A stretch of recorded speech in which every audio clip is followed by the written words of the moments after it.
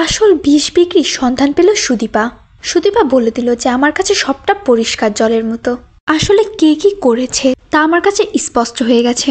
অন্যদিকে আদিত্য নিজের মনকে কিছুতেই বোঝাতে পারছিল না আসলে কোনটা সত্যি আর কোনটা মিথ্যে। আদিত্য না পারছে সুদীপাকে অবিশ্বাস করতে, আর না পারছে ওই ছবিগুলোকে অবিশ্বাস করতে। তাদের এমন পরিস্থিতিতে অবশ্যই সুদীপা এবং আদিত্য দুজনের মধ্যে কথা বলা দরকার। তারা দুজন একসঙ্গে বসে সবটা আলোচনা করলে সবটা মিটে যাবে। আর তারা যখনই কথা বলার সুযোগ পায় ঠিক সেই মুহূর্তে সেখানে হাজির হয় ওই কৃষ্ণ এবং রিতম। এই কৃষ্ণ আর রিতম বাবু সবেতেই আগে আগে।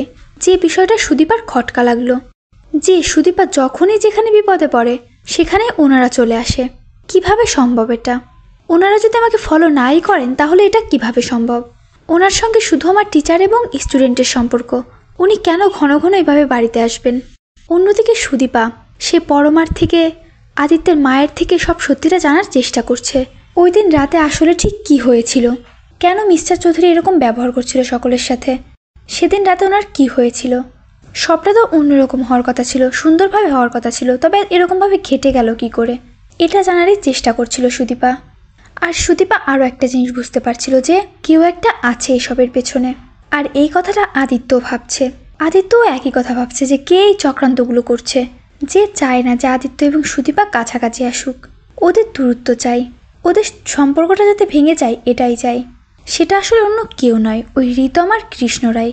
যেটা বুঝতে পেরে গেল সুদীপা। কেননা যে মুহূর্তে ওই ছবিগুলো তোলা হয়েছে সেখানে রিতম ছাড়া আর কেউ ছিল না। তাহলে রিতমই নিশ্চয় বলেছিল কাউকে ছবিগুলো তুলতে। এজন্য সরাসরি রিতমকেই প্রশ্ন করে সুদীপা, সত্যিটা বলুন স্যার, এবারে মুখ খুলুন আপনি।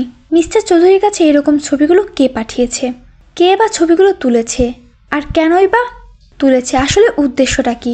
আপনি জানেন না এটা হতেই পারে না, আপনি সব জানেন। আপনার উপর আমার প্রথম থেকেই সন্দেহ ছিল, তবে আপনি যে এতটা নোংরা কাজ করবেন তা আমি ভাবতেও পারিনি। সুদীপা রুদ্রমূর্তি ধারণ করেই রিতমকে প্রশ্নগুলো করে।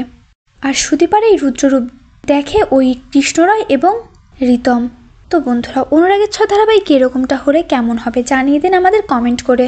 অনুরাগের ছ ধারাবাহিকের এরকম নতুন সকল পর্বের আপডেট সকলের আগে পেতে অবশ্যই আমাদের চ্যানেলটিতে সাবস্ক্রাইব করতে ভুলবেন না।